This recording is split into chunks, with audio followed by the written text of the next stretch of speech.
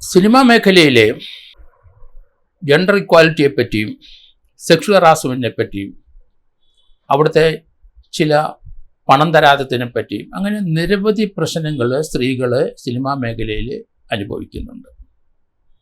അതേപ്പറ്റി ഒരു കമ്മീഷൻ വെച്ചു ഗവൺമെൻറ്.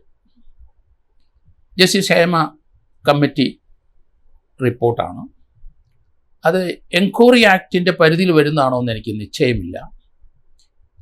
ജസ്റ്റിസ് ഹേമയുടെ നേതൃത്വത്തിൽ മറ്റ് 2 അംഗങ്ങളോട് ചേർന്ന് ആ കമ്മിറ്റി സിനിമാ മേഖലയിലെ സ്ത്രീകൾക്കൊക്കെ പലരും വന്നു അവരുടെ അനുഭവ കഥകൾ റെക്കോർഡ് ചെയ്തു. അതവിടെ അവരുടെ മൊഴി രേഖപ്പെടുത്തി അതിൽ ഒപ്പിട്ട് വാങ്ങിച്ചു എന്നാണ് ഞാൻ കരുതുന്നത്. ഒരു എൻക്വയറി INQUIRY ഒരു എൻക്വയറിയുടെ പരിധിയിൽ അത് വരുമോ ഇല്ലയോ എന്ന് സംശയമുണ്ട്. കാരണം അതൊരു ജുഡീഷ്യൽ എൻക്വയറിയുടെ പരിധിയിലല്ല, വെറും ഒരു കമ്മിറ്റി റിപ്പോർട്ടായിട്ടാണ് കൊടുത്തിട്ടുള്ളതെന്നാണ് മനസ്സിലാക്കുന്നത്. ഇതിൻ്റെ അകത്തുള്ള വിവരങ്ങൾ പരാതി പറഞ്ഞവർ ഏകദേശം 10-60 പേരുണ്ട്. സിനിമാ മേഖലയിൽ പ്രവർത്തിക്കുന്നവർ ഭൂരിപക്ഷം സ്ത്രീകളായിരിക്കും. അതിൻ്റെ ബേസിസിൽ സിനിമാ മേഖലയിലെ ഇതുപോലെയുള്ള മോശമായ നടപടിക്ക് പ്രതിവിധി എന്താണ് എന്ന് കമ്മിറ്റി ഗവൺമെൻറ്റിൽ റിപ്പോർട്ട് ചെയ്തിട്ടുണ്ട്. ആ കമ്മിറ്റിയുടെ പരിധിയിലേക്ക് വന്ന കാര്യങ്ങളൊക്കെ അവരുടെ മൊഴി രേഖപ്പെടുത്തി ഒപ്പിട്ട് വാങ്ങിച്ചു എന്നാണ് ഞാൻ കരുതുന്നത്. ഇത് പരസ്യപ്പെടുത്തണമെന്ന് പറഞ്ഞ് പലരും വിവരാവകാശം മുഖേന സമീപിച്ചെങ്കിലും അവസാനം അത് കൊടുക്കാതെ വന്നപ്പം സ്റ്റേറ്റ് ഇൻഫർമേഷൻ കമ്മീഷൻ മുമ്പാകെ അത് പരസ്യപ്പെടുത്തണമെന്നുള്ളത് ഉള്ള പരാതി ചെന്നപ്പം അദ്ദേഹം അത് പരസ്യപ്പെടുത്താൻ സ്റ്റേറ്റ് വിവരാവകാശ കമ്മീഷണർ ഉത്തരവിട്ടു. ഗവൺമെൻറ് അത് പരസ്യപ്പെടുത്താൻ റെഡിയായെങ്കിലും വ്യക്തികളെ ബാധിക്കുന്ന പല കാര്യങ്ങളും അതിനകത്തുണ്ട്. അത് സെൻസർ ചെയ്ത് ആളുടെ പേരും കാര്യങ്ങളൊന്നും വെളിവാക്കാത്ത രീതിയിൽ അങ്ങനെ പ്രസിദ്ധീകരിക്കാൻ ഗവൺമെൻറ് തീരുമാനമെടുത്തു.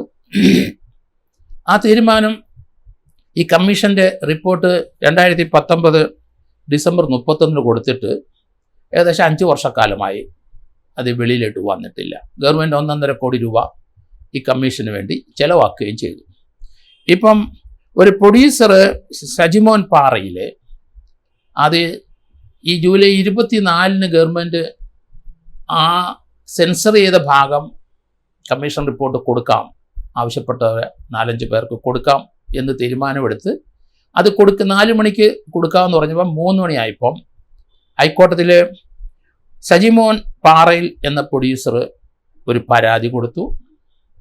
ഒരു സ്വകാര്യതയ്ക്കെതിരായിട്ടാണ് ഈ കമ്മീഷൻ കണ്ടെത്തിയ വിവരങ്ങൾ പുറത്തുവിട്ടാൽ അത് ഫണ്ടമെൻ്റൽ റൈറ്റിന് എതിരാണ് എന്നാണ് അദ്ദേഹം കൊടുത്തത്.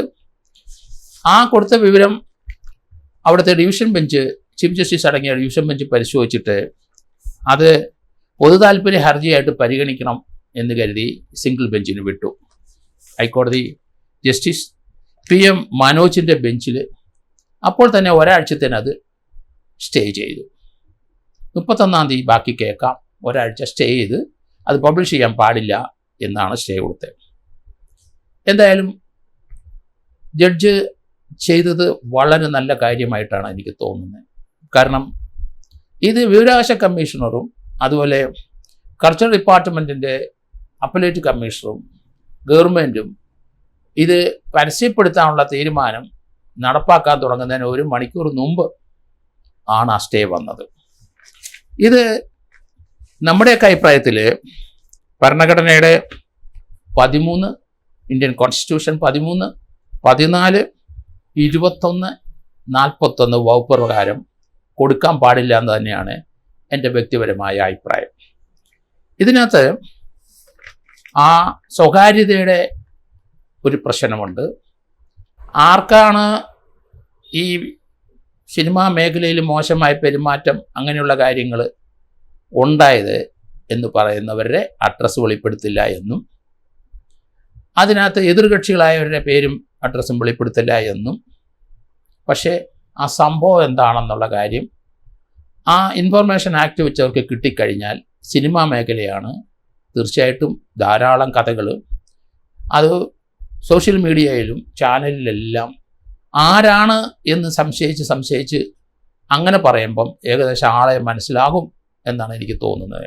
അത് സിനിമാ മേഖലയാണ്. ഓരോ കാര്യങ്ങളും ഏറ്റവും കൂടുതൽ പുറത്തോട്ട് വന്നിരിക്കുന്നത് സിനിമാ മേഖലയിൽ നിന്നാണ്. ആൾക്കാർക്ക് അതിന് ഇൻട്രസ്റ്റ് ഉണ്ട് അറിയാനും. എല്ലാവരും സിനിമാ പ്രേമികളുമാണ്. അപ്പോൾ ഓരോ സംഭവം ഏത് നടനെയാണ് അല്ലെങ്കിൽ ഏത് നടിയെയാണ് ആ സംഭവത്തിൽ ഉൾപ്പെട്ടതെന്ന് ഊഹാപോഹത്തിൽ കൂടെ വന്ന് അത് സോഷ്യൽ മീഡിയ വലിയ വാർത്തയായി. അത് അവരുടെ സ്വകാര്യതയിലെ ആളെ നിശ്ചയിക്കും പൊതുജനങ്ങൾ. അവരുടെ സ്വകാര്യതയിലെ അത് വരും. ആർട്ടിക്കിൾ 13 ഫണ്ടമെൻ്റൽ റൈറ്റിൻ്റെ വയലേഷനായിട്ടാണ് എനിക്കത് തോന്നുന്നത്. അപ്പോൾ അത് ചെയ്യാൻ പാടില്ല. അതിന് വേറൊരു കാര്യമുണ്ട്.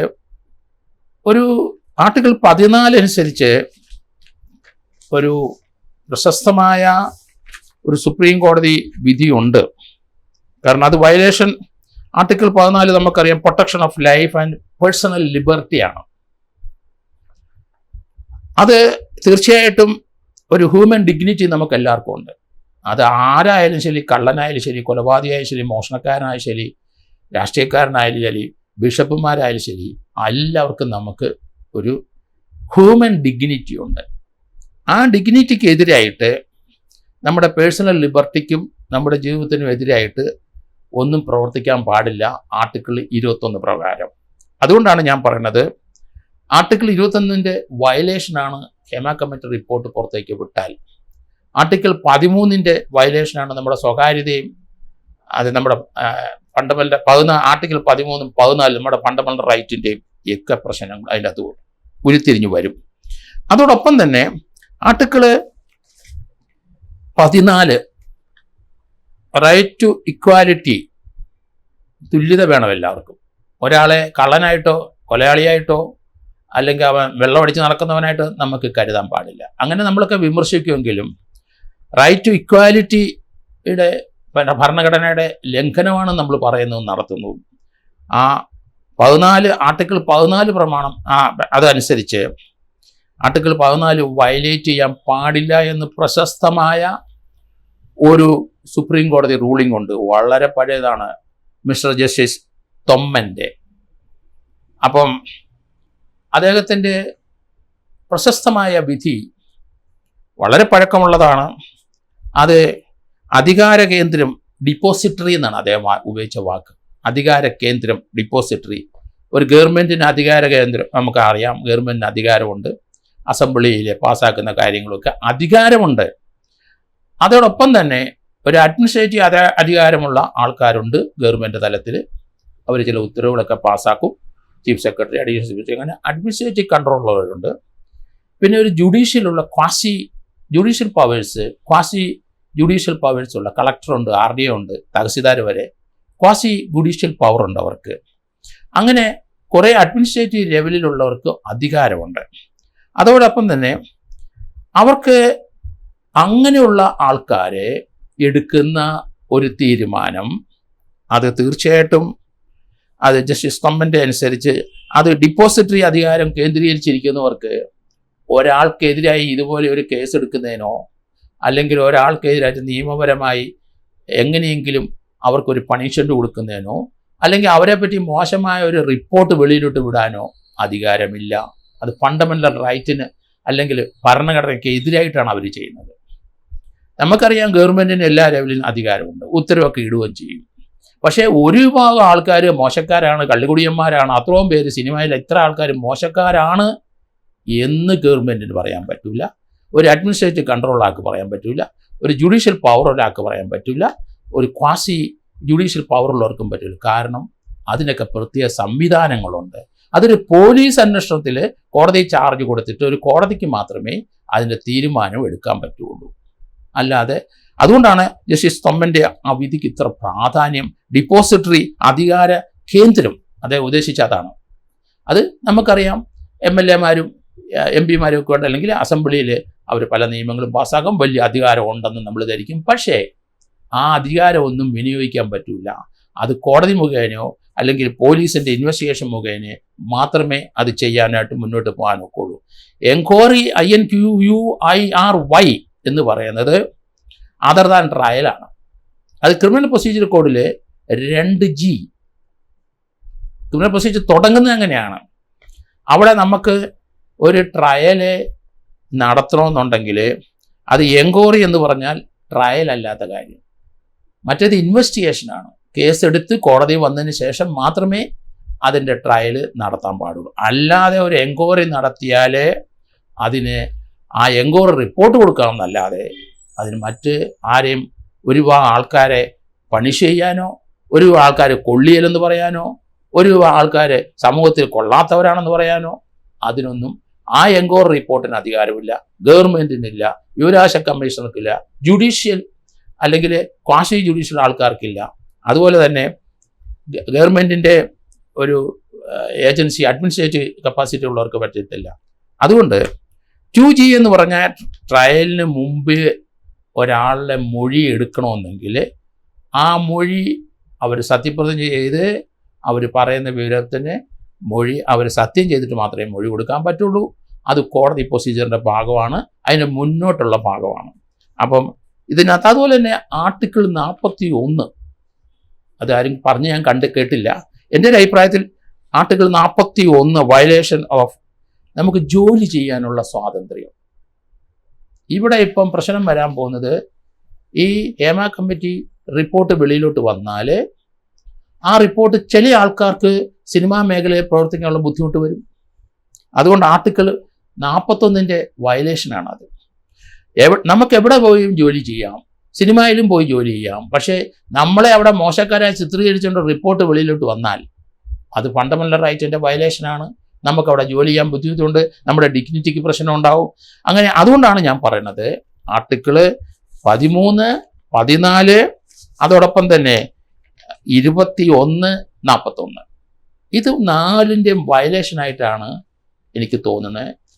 ജസ്റ്റിസ് അദ്ദേഹം ഇപ്പോൾ ഹൈക്കോടതി സ്റ്റേ കൊടുത്തിട്ടുണ്ട്. PM മനോജ് സാറ് തീർച്ചയായിട്ടും ഇത് മനസ്സിലാക്കിയിട്ടുകൊണ്ട് തന്നെയാണ് ഒരാഴ്ചത്തെ അതിന് സ്റ്റേ കൊടുത്തത്. എനിക്ക് തോന്നുന്നില്ല ആ കമ്മിറ്റി റിപ്പോർട്ട് പുറത്തേക്ക് വരുമെന്ന്. കാരണം അത് ഫണ്ടമെൻ്റൽ റൈറ്റിൻ്റെ പല വയലേഷൻസും അതിനകത്ത് കാണുന്നുണ്ട്. നമ്മുടെ സ്വകാര്യതയ്ക്ക് വയലേഷനാണ്, നമ്മുടെ ജോലി ചെയ്യാനുള്ള ആ സിനിമാ ഫീൽഡിൽ ജോലി ചെയ്യാനുള്ള സ്വാതന്ത്ര്യമാണ് നമ്മുടെ നഷ്ടപ്പെടുന്നതാണ്. കാരണം ഊഹങ്ങൾ വരും, അത് ഇന്ന ആളായിരിക്കും അത് ചെയ്തത്. അത് അങ്ങനെ വരുമ്പോൾ ആ ഗോസിപ്പ് സിനിമാ മേഖലയിലും, നമ്മുടെ സിനിമാ മേഖലയും മാത്രമല്ല നമ്മുടെ സമൂഹത്തിലും പത്രങ്ങളിലും ചാനലിലും സോഷ്യൽ മീഡിയയിലൊക്കെ വളരെയധികം വന്നിട്ട് അയാൾക്ക് വെളിയിൽ ഇറങ്ങി നടക്കാൻ പറ്റാത്ത അവസ്ഥയിലേക്ക് വരും. അതുകൊണ്ട് ഈ സ്റ്റേ കൊടുത്തത് ഇനിയും നീളും. അത് കോടതി അത് പരിശോധിക്കും. അത് തീർച്ചയായിട്ടും അത് കൊടുക്കാൻ പാടില്ലാത്ത എന്ന് തന്നെയാണ്, അത് വെളിപ്പെടുത്താനോ ഡിസ്ക്ലോസ് ചെയ്യാനോ പാടില്ല എന്ന് തന്നെയാണ് എൻ്റെ ലിമിറ്റഡ് ആയിട്ടുള്ള അറിവ്.